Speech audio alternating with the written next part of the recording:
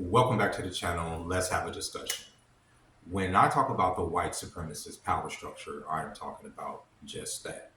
A system put into place by white people in order for their descendants and their family to maintain a level of dominion over other races of people. Now, I'm not saying that the people that established that power structure was in the wrong for setting up their people for that, but it is a system in place that exists to this day, and it exists in the mentality of all races of people in order to keep that intact. We've all been conditioned in order to keep that system of white supremacy intact. Okay, so when I talk about the white supremacist power structure, I'm not necessarily talking about individual white people, right? So the people that often get in my comments and are offended, it's not just white people, it's not just black people being, I'm not talking about you individually. And I shouldn't have to express that to people, and that's an ignorance that people have to reconcile within themselves as far as if they're white and they get offended by people of color talking about the white supremacist power structure for what it is. I remember a few months ago I had made a video on TikTok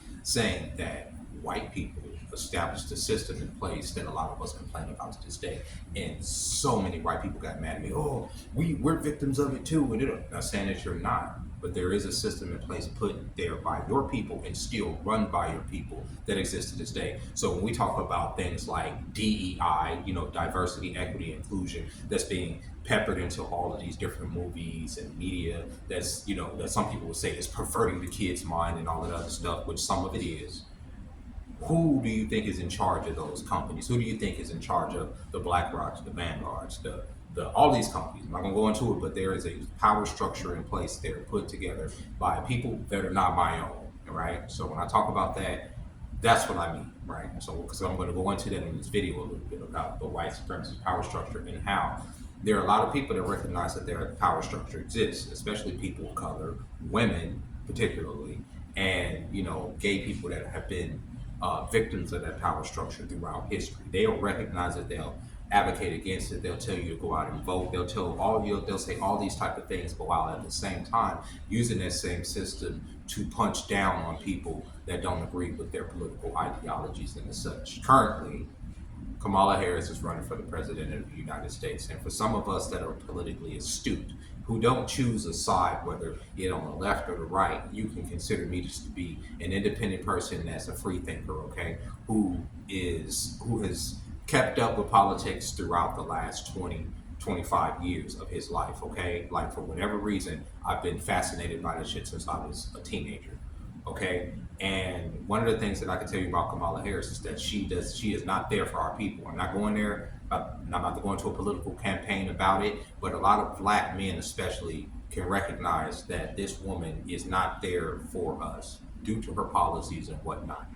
And because we recognize that and we abstain from giving our support to her, a lot of, especially straight black men, are being shamed by not just people online, but by the media and power structure. There's been multiple think pieces I've seen on both CNN and MSNBC speaking to black men as to why black men would support the other party or why black men would even dare to think in a different manner than going with Kamala Harris simply because of her skin tone and because, oh, you're supposed to vote this way, okay? A lot of my people, especially American descendants of slaves, have been conditioned to believe that only voting for one party is the way to go, and that is not the truth.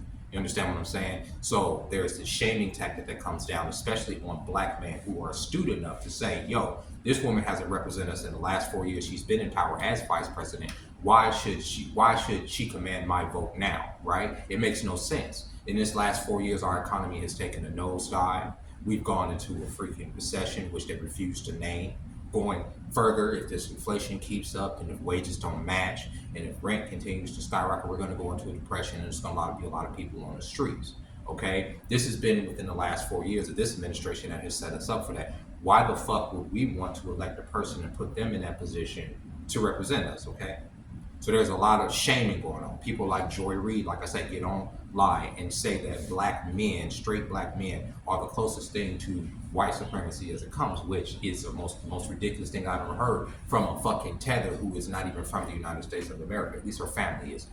To speak for us and say that we're the closest thing to white supremacy when we sit at the bottom of the economic totem pole is the craziest shit I've ever fucking heard in my life. When we continuously ask our government to represent us or to at least give our funds to schools for black kids to excel in education and stuff so that we can have an economic chance in this environment to grow, right? This is something that black people have been begging for years, not just to talk against the power structure from abusing us, through the police and everything else. Not just black women, but black men who are often victims of a heavy-handed state police system, right? We've discussed this together for years. So to turn around and say that we're the closest thing to white supremacy is a divisive tactic that the media uses, that these people use to keep us against each other for asking legitimate fucking questions.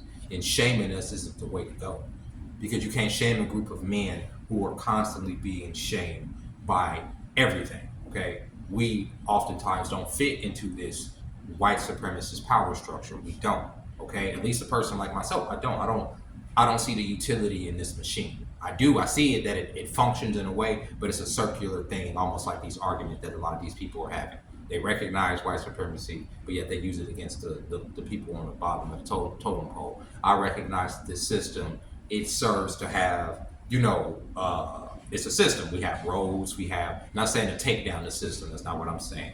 We have a level of safety here, at least within the United States, that other nations don't have. So I'm not a person that doesn't recognize that the system is there in place, but I don't feel that certain groups of people should be thrown completely under the system when in order to prop that system up, is what I'm saying. And there's a group of people, especially people who are using this political climate to stand on the backs of black men and make money. Joy Reid, a lot of these talking heads on YouTube, TikTok, black men just don't understand. Oh, trust me, we understand. We get it, right? A lot of us can't make a fucking we can't fathom what money feels like, because every time we're so close to it, it's pulled away from us for whatever reason, right? And black men understand what I'm saying. There's black men that have made it out of that. There are black men that have gamed the machine. There are black men that have excelled. These are the outliers, but for the vast majority of us, just look at the statistics, we're sitting low. Our boys are sitting low, and every day they're getting online being told that they don't equate, they don't make enough money, they're dusty, they're this. We're constantly being shamed. And now in the political climate, we're being shamed to say, oh, you're supposed to vote for a woman that hasn't done shit for black people, who said out her own mouth that she's not going to do anything for black people specifically. Right? Whereas the other side of the aisle, when y'all sit up there and talk about Trump, this is a man that has literally specifically said that he's going to do shit for black people. The platinum plan, black people, specifically for black people. You understand what I'm saying? That's what I'm saying. And I'm not saying it is true, but at least it's a conversation to be had. You understand what I'm saying? There's one person saying with her mouth that she's not going to do something. There's at least a person sitting there saying that they're going to come up with a plan. Me personally, I don't believe in any of this system. It's back and forth between it. It's just for the system to keep us at each other's throat, instead of recognizing once again that we're in this circular machine in order to keep the system going. This inhuman thing, right? I pay bills in order to go to work. In order to go to work, I pay bills. I pay my car note in order to get to work. So it's crazy shit. We're a schizophrenic society. This is not how life is supposed to be. Very little familial attachment anymore, because everybody's trying to chase money. Not because people are money hungry. It's because this, once again, white supremacist power structure demands it of you. Capitalism demands it of you, right? And so I can understand why the low-hanging fruit is to punch down and to make some easy money by saying straight black men are misogynistic, misogynoir, they don't understand shit, they're stupid, they're barbarians, they're dusty, they're this. This is every day. This is every fucking day. This is hundreds of videos a day about black men, but at the same time, these people will complain about that white supremacist power structure. Yet, like I said, they're using the white man's internet in order to deliver these messages to say niggas ain't shit, niggas ain't gonna never equate to nothing, niggas don't know how to vote, niggas ain't politically conscious. When at the end of the day, usually the niggas at the bottom of the barrel are completely politically conscious, even if they're not astute enough, if they're not articulate enough to demonstrate that through their words. They understand what this system is for them and how it's pressing down on them, and they can't help but it. help but feel that. We don't have the luxury of wilding the fuck out in public. A black man wilds out in public, then 9 times out of 10, depending on how big the crowd is, that nigga gonna end up dead. You understand what I'm saying? We don't have the luxury of expressing, yo, this pressure is on us so hard, bro. Even when we are acclimated to the system and we're making a little bit of money, this system is pressing on us so hard. Just one little bit of failure, and I fall back into this state of poverty, and the abundance that I've become accustomed to is no longer there. This is constantly on our mind. It's a constant state of fucking PTSD. And yet the last thing, at the end of the day, when we do get online for some entertainment or for some insight from the fucking people that are supposed to support us, we're hearing that we ain't shit. We don't make enough money. Oh, I only dated a nigga with $100,000. Oh, you don't have this. You can't, bro. When ultimately a system exists there that is keeping niggas back. You understand? If you have a nigga on child support, that's the system. Sorry, it is. It is. It just is. I'm not saying to take them off. I'm just saying it is. Instead of working it out with that man on how he can pay into your house, that's the system. That system exists in order to keep that black man specifically down. There's no way of climbing out of that system. If you lock a nigga up for something trivial, okay? And I'm not talking about an abuser. Lock that nigga up if he's abusing. But if you lock that nigga up because you got an attitude or because you just want to put a man through the system and all that, that is the white supremacist power structure system that you're using against that man. Don't get online and fix your lips and start talking about, oh, da da da da. You know what I'm saying? The white man, this is that. If you are constantly on the phone calling the police for little dumb shit that ain't got nothing to do with nothing, that's the white supremacist power structure. You constantly using the court system in order to keep a man at bay or to keep him here and there, that's the white supremacist power structure system that you are using against that man. You understand what I'm saying? Oh, but he don't do this, he don't do that. Whatever it takes, whatever it may be, two things can exist and be true at the same time.